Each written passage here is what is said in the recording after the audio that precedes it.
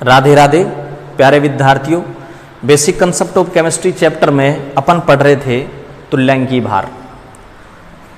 क्या पढ़ रहे थे अपन पढ़ रहे थे भाई तुल्यांकी भार। और इस तुल्यांकी भार को निकालने का तरीका मैंने बताया था कि E बराबर होता है भाई m/n। और यहाँ पर ये m आपके पास मोलिकुलर वेट था। क्या था? मोलिकुलर वेट था। और मोलिकुलर वेट आपको निकालना आता है, एटॉमिक वेट को जोड़ दो मोलिकुलर वेट आ जाएगा। क्लियर बात? m आपको निकालना था और ये n अलग अलग जगह अलग अलग चीज थी। एसिडिटी भी हो सकता है, बेसिसिटी हो सकता है, टोटल चार्ज हो सकता है। तो ये जो n है ये n कई चीजें थी भाई।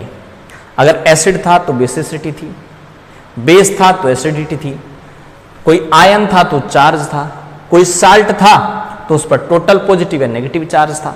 ठीक है, तो ये तुल्यांकी भार निकालने का ये अपने पास जो फार्मूला है, ये फार्मूला आप काम में लेंगे भाई कि E इक्वल होता है m/m, जहां m होता है मोलिकुलर वेट और यहां n होता है मान लीजिए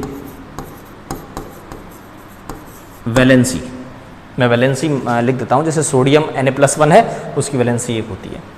इसके अलावा एसिडिटी है, बेसिसिटी है, त्यागे गए ग्रहण किए गए इलेक्ट्रॉन है, इनकी बात अपन आगे करते हैं। ठीक है, अब मैं यहां पर क्या करता हूं, आज अपन पढ़ते हैं ऑक्सीडाइजिंग और जो रिड्यूसिंग एजेंट हैं उनका इक्विवेलेंट वेट निकालना। ऑक्सीडाइजिंग और रिड्यूसिंग एजेंट का इक्विवेलेंट वेट निकालना कैसे निकालेंगे? अपन पहले क्या करते हैं, यहां दोनों चीजें मैं लेता हूं, ध्यान से समझें भाई। अगर मान लीजिए Cl2 है, वो Cl2 ऑक्सीकारक और अपचायक जो होते हैं, ऑक्सीकारक अपचायक, ये ऑक्सीकारक है, ये अपचायक है, ये ऑक्सीडाइजिंग है, ये रिड्यूसिंग एजेंट है। ये Cl2 अगर 2 इलेक्ट्रॉन लेकर के 2 Cl- में कन्वर्ट हो गया, इलेक्ट्रॉन ग्रहण कर लिए इसने। ध्यान रखना, आपने 10th क्लास में पढ़ा था, इलेक्ट्रॉन का ग्रहण करना अपचयन होता है, रिडक्शन होता है। ध्यान से समझते जाएं बात को। Cl2 ने इलेक्ट्रॉन ग्रहण कर लिए, इलेक्ट्रॉन का ग्रहण करना रिडक्शन या अपचयन। इधर देखें भाई, ये जिंक है, Zn+2 इलेक्ट्रॉन, इसने इलेक्ट्रॉन त्याग दिए।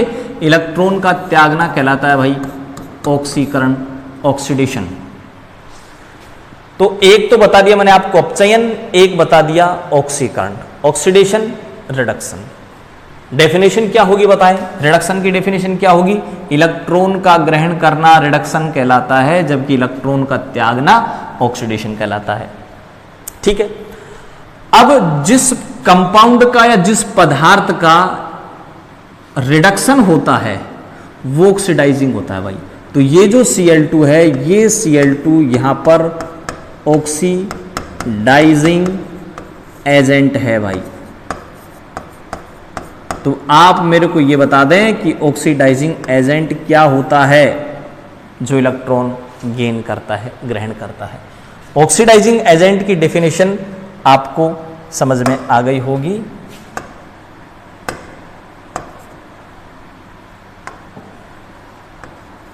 तो दोबारा बताएं, ऑक्सीडाइजिंग एजेंट की डेफिनेशन क्या है भाई?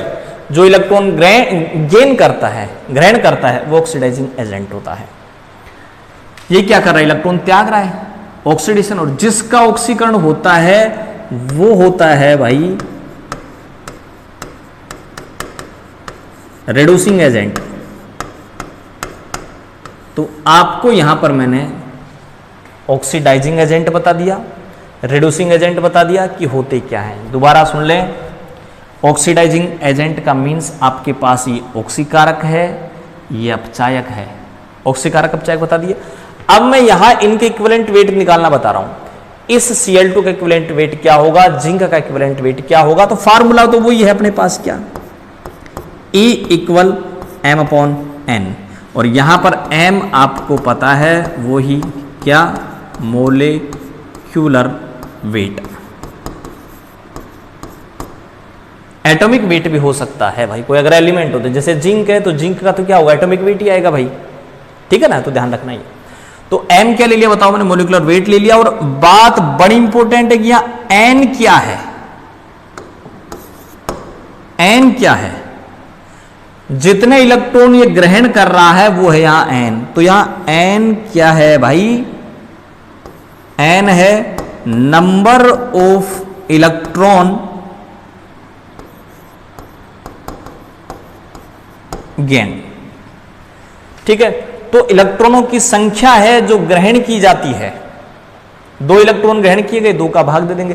तो यहां जो इक्विवेलेंट वेट आएगा वो इक्विवेलेंट वेट आएगा E इक्वल m/2। तो बताएं मोलिकुलर वेट को मैंने 2 से डिवाइड क्यों किया, 2 का भाग क्यों दिया, क्योंकि यहां 2 इलेक्ट्रॉन ग्रहण किए जा रहे हैं। तो मोलिकुलर वेट में ग्रहण किए गए इलेक्ट्रॉनों की संख्या का भाग दे देना, गेन किए गए इलेक्ट्रॉनों की संख्या का भाग दे देना, ऑक्सीडाइजिंग एजेंट का इक्विवेलेंट वेट आ जाएगा भाई। उधर चलते हैं, फार्मूला क्या है अपना बताएं। अपना फार्मूला है कि E इक्वल होता है m/n। यहां m आप जानते हैं कि अगर मोलिक्यूल्स है तो मोलिकुलर वेट आ जाएगा, अगर एटम है तो एटॉमिक वेट आ जाएगा। m की बात अपन नहीं कर रहे, ठीक है ना भाई, क्योंकि m निकालना आपको आता है। जैसे जिंक है तो जिंक का m आपको यहां पता है, ये जो जिंक है इस जिंक का जो m है, इस Zn का जो m है वो है m जिंक का 65.3, ठीक है भाई। तो ये जिंक का m हो गया 65.3 है। m पता लग गया आपको, क्या पता लगाना है, केवल n पता लगाना है कि यहाँ n क्या है, कितने इलेक्ट्रॉन त्याग रहा है ये 2। तो यहां इसका E हो जाएगा m/2। बताए यहां 2 क्या है, त्यागे गए इलेक्ट्रॉनों की संख्या। तो ध्यान रखना यहां n है नंबर ऑफ इलेक्ट्रॉन लॉस्ट, तो जो इलेक्ट्रॉन त्यागे जाते हैं उनकी संख्या है। तो ध्यान रखना, अगर आप ऑक्सीडाइजिंग एजेंट का तुल्यांकी भार निकालेंगे तो जो इलेक्ट्रॉन गेन किए जाते हैं उनसे डिवाइड होगा, और अगर आप रिड्यूसिंग एजेंट का निकालोगे तो उन इलेक्ट्रॉनों की संख्या का भाग दिया जाएगा जो त्यागे जाएंगे। n क्या है, त्यागे गए इलेक्ट्रॉन, लॉस्ट इलेक्ट्रॉन। यहां n क्या है, ग्रहण किए गए इलेक्ट्रॉन, गेन इलेक्ट्रॉन, ठीक है भाई। तो ये हो गया आपके पास रिड्यूसिंग एजेंट का इक्विवेलेंट वेट निकालना, और ये हो गया ऑक्सीडाइजिंग एजेंट का इक्विवेलेंट वेट निकालना। ऑक्सीडाइजिंग एजेंट का कैसे निकालेंगे भाई, जितने इलेक्ट्रॉन ग्रहण करेगा उसका भाग दे दें, और रिड्यूसिंग एजेंट का कैसे निकालेंगे, जितने इलेक्ट्रॉन वो त्यागेगा उसका भाग दे दें, ठीक है भाई। तो ये हो गया आपके पास ऑक्सीकारक और अपचायक का इक्विवेलेंट वेट निकालना, ठीक है। ऑक्सीडाइजिंग एजेंट क्या होता है आपके पास, ऑक्सीकारक होता है, ये अपचायक है। तो ये ऑक्सीकारक का और ये अपचायक का तुल्यांकी भार निकालना हो गया भाई, ठीक है। अब अपन एग्जांपल लेते हैं यहां। पहला एग्जांपल लेता हूं मैं कि जो Cl2 है वो 2 इलेक्ट्रॉन लेकर के 2 Cl- बना रहा है। यहां पर इक्विवेलेंट वेट कैसे निकालेंगे भाई, यहां आ जाएगा E बराबर आ जाएगा m/2, क्योंकि 2 इलेक्ट्रॉन ग्रहण कर रहा है, ठीक है। दूसरा मैं निकालता हूं। दूसरा ये है कि MnO4 -1 plus 8H plus 5 electron से बना रहा है Mn+2 प्लस 4H2, ठीक है। तो यहां पर 5 इलेक्ट्रॉन गेन कर रहा है, क्या हो जाएगा बताएं, E इक्वल हो जाएगा m/5, क्योंकि ये 5 इलेक्ट्रॉन गेन कर रहा है m/5।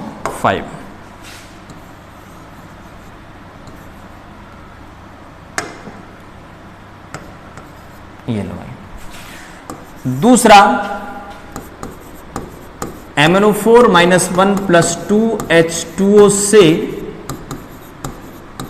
MnO2 plus 4OH minus कैसे निकालेंगे भाई, यहां पर मैं इलेक्ट्रॉन लिखना यहाँ भूल गया, मैं एक इलेक्ट्रॉन लिख देता हूँ, +3 इलेक्ट्रॉन, तो क्या हो जाएगा बताएं, E इक्वल हो जाएगा m/3। तीसरा एक रिएक्शन है MnO4 -1 से MnO4 -2, इक्विवेलेंट वेट कैसे निकालेंगे, E इक्वल हो जाएगा m/1। तो ये जो तीनों रिएक्शन है, ये तीनों रिएक्शन है KMnO4 का इक्विवेलेंट वेट निकालना। और ध्यान रखना जो KMnO4 है उस KMnO4 का जो M है वो होता है 158। तो 158 में 5 का भाग दे दें, 158 में 3 का भाग दे दें, 158 में 1 का भाग दे दें। आप कहेंगे KMnO4 का अलग अलग कैसे आ रहा है, तो मीडियम अलग अलग है भाई। पहली जो रिएक्शन, ये जो दूसरी रिएक्शन है ये वाली, इसमें KMnO4 का यहां पर जो मीडियम है वो मीडियम है भाई एसिडिक। तो ये रिएक्शन एसिडिक मीडियम में हो रही है, ये रिएक्शन न्यूट्रल मीडियम में हो रही है, और ये रिएक्शन स्ट्रॉन्ग बेसिक मीडियम में हो रही है। तो ध्यान रखना यहां पर जो KMnO4 का इक्विवेलेंट वेट अलग अलग आएगा, उसका रिएक्शन रीजन है ये जो तीनों रिएक्शन है वो अलग अलग मीडियम हो रही है। तो एसिडिक मीडियम में तो आएगा m/5, न्यूट्रल मीडियम में आ जाएगा m/3, और स्ट्रॉन्ग बेसिक मीडियम में आ जाएगा m/1। अम्लीय माध्यम, उदासीन माध्यम और क्षारीय माध्यम, तो तीनों माध्यमों में KMnO4 का इक्विवेलेंट वेट निकाल लिया। बड़ा इंपॉर्टेंट है, ध्यान रखना। एग्जामों में आता है कि KMnO4 का तुल्यांकी भार आप निकालें, इक्विवेलेंट वेट आप निकालें, मीडियम देगा वो कि अम्लीय माध्यम में निकालें तो m/5 हो जाएगा, न्यूट्रल मीडियम में निकालें m/3 हो जाएगा, बेसिक मीडियम में निकालें m/1 हो जाएगा। और KMnO4 का इक्विवेलेंट वेट मोलिकुलर वेट होता है 158। तो 158 में 5 का भाग दे दें, 3 का भाग दे दें, 1 का भाग दे दें। एक एग्जाम्पल, एक रिएक्शन में और बता देता हूं, K2Cr2O7 की। Cr2O7 -2 plus 14H plus 6 electron से Cr plus third plus 7H2O, और यहां E बराबर आ जाएगा भाई m/6। क्यों? 6 इलेक्ट्रॉन गेन कर रहा है। तो ये तीनों चारों जो सारे के सारे एग्जाम्पल हैं, इन सभी एग्जाम्पलों में इलेक्ट्रॉन गेन किया जा रहा है, इलेक्ट्रॉन ग्रहण किया जा रहा है। इसका मतलब ये सारे के सारे क्या होंगे बताओ, ऑक्सीकारक होंगे, या फिर मैं कहूं ऑक्सीडाइजिंग एजेंट होंगे। तो ऑक्सीडाइजिंग एजेंट का जो इक्विवेलेंट वेट है, तुल्यांकी भार है, वो कैसे निकाला जाता है, m में आप भाग दे दें जितने इलेक्ट्रॉन ग्रहण किए जाते हैं, गेन किए जाते हैं। ठीक है भाई, ये आपके पास हो गया ऑक्सीकारक का इक्विवेलेंट वेट निकालना। ठीक है, अब अपन क्या तुल्यांकी भार कैसे निकालेंगे, तुल्यांकी भार निर्धारण की विधियां, तुल्यांकी भार निर्धारण की विधियां। और इसमें पहली विधि है हाइड्रोजन विस्थापन विधि। हाइड्रोजन विस्थापन विधि क्या है भाई, कि जैसे जिंक है, उस जिंक को आप H2SO4 में डालेंगे, तो H2SO4 में डालने पर ये ZnSO4 प्लस H2 बनाता है। तो यहां पर ये जो जिंक आपने डाली है, इस जिंक का वेट ले लेना W1। जो हाइड्रोजन बाहर निकल रही है NTP पर, उसका वेट ले लेना W2। दो वेट हो जाएंगे आपके पास, एक जिंक का वेट हो जाएगा और एक हो जाएगा हाइड्रोजन का वेट। दोनों वेट ले लिए। अब आप इस जिंक का यहां तुल्यांकी भार निकाल सकते हैं। कैसे निकालेंगे? जिंक आपने कितनी डाली है, वेट ऑफ मेटल। H2SO4 में आपने जिंक कितनी डाली है, तो वेट ऑफ मेटल। हाइड्रोजन कितनी बार निकली है, वेट ऑफ हाइड्रोजन, दोनों चीज आप निकाल लेंगे और इसको मल्टीप्लाई कर देना 1.008 से भाई। तो उन मेटलों का तुल्यांकी भार आ जाएगा जो बड़ी आसानी से हाइड्रोजन गैस बाहर निकालती हैं। तो पहला हो गया हाइड्रोजन विस्थापन विधि। दूसरी विधि यहां पर अपन पढ़ते हैं ऑक्साइड निर्माण विधि। जो मेटल ऑक्सीजन के साथ बड़ी आसानी से अपना ऑक्साइड बना लेती हैं, उन मेटलों का तुल्यांकी भार इस विधि से निकाला जाएगा। जो मेटल ऑक्सीजन के साथ क्रिया करके अपना ऑक्साइड बना लेती हैं, एमओ बना लेंगी या MO2 बना लेंगी या MO3 बना लेंगी, ठीक है, ऑक्साइड बन गया। तो जो मेटल ऑक्सीजन के साथ क्रिया करके, जैसे मान लीजिए जिंक हो गई, कॉपर हो गया, ये वायु से क्रिया करके अपना ऑक्साइड बना लेती है, ठीक है। तो इनका इक्विवेलेंट वेट निकालना हो तो देखो यहां इस मेटल का आप वेट W1 ले लेना, ये जो धातु ऑक्साइड बना है MO, इसका वेट ले लेना W2, ठीक है। तो यहां पर आप इक्विवेलेंट वेट E कैसे निकालेंगे बताओ? मेटल का वेट, उसमें भी ये था weight of metal, weight of metal upon weight of hydrogen. यहां क्या आ जाएगा? यहां आ जाएगा भाई वेट ऑफ ऑक्सीजन। और यहां ऑक्सीजन का वेट कैसे निकालेंगे बताओ आप? इस W2 में से W1 घटा दो, W2 माइनस W1, और इसको मल्टीप्लाई कर देना 8 से। यह आ जाएगा आपके पास इस M का इक्विवेलेंट वेट, ठीक है भाई। इस ऑक्सीजन का वेट आप कैसे निकालेंगे? W2 में से W1 घटा देना, ऑक्सीजन का वेट आ जाएगा, ठीक है। दूसरे मेथड हो गया आपके पास ऑक्साइड निर्माण विधि। तीसरा जो आपके पास मेथड है यहां, वो तीसरा मेथड है भाई धातु क्लोराइड निर्माण विधि। कुछ मेटलें जैसे सोडियम हो गया, पोटेशियम हो गया, Ag हो गया, Au हो गया, ये बड़ी आसानी से क्लोरीन से रिएक्शन करके अपना क्लोराइड बना लेती हैं। जैसे सोडियम की बात करें, Cl2 से क्रिया करके NaCl बना लेता है, ठीक है। तो अपन क्या करेंगे, यहां इस मेटल का वेट ले लेंगे W1, इस मेटल क्लोराइड का वेट ले लेंगे W2, और इस Cl2 का वेट निकाल लेंगे कैसे? W2 माइनस W1 से, ठीक है। और फिर आप इक्विवेलेंट वेट E निकाल लेंगे। इस सोडियम का भार W1, तो वेट ऑफ मेटल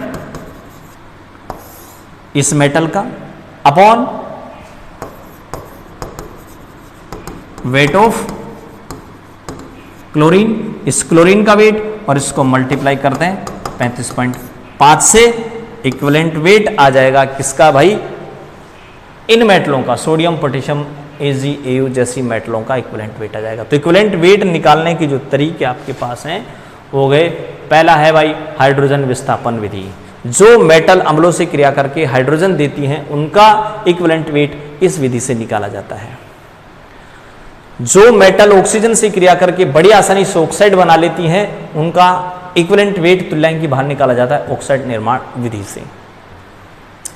जो मेटल क्लोरीन के साथ क्रिया करके बड़ी आसानी से अपना क्लोराइड बना लेती हैं, उनका इक्विवेलेंट वेट निकाला जाता है इस विधि से।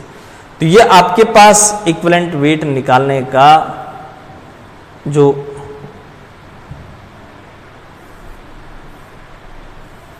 विधियां हैं, मेथड हैं, वो ये हैं भाई, ठीक है।